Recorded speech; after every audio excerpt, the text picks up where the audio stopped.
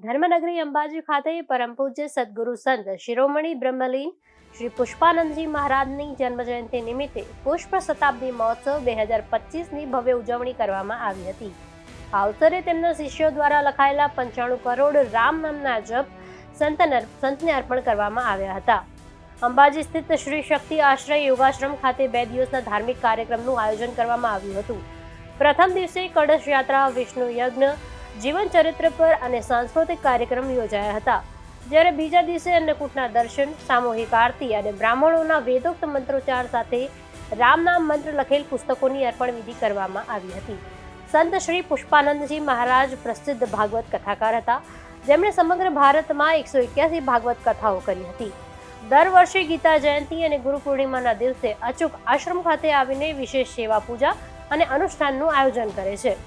અગાઉ શિષ્યોએ 41 કરોડ રામ નામ જપ લખીને અર્પણ કર્યા હતા અને 100મી શતાબ્દી નિમિત્તે આ સંખ્યા 95 કરોડ સુધી પહોંચવા આવી છે.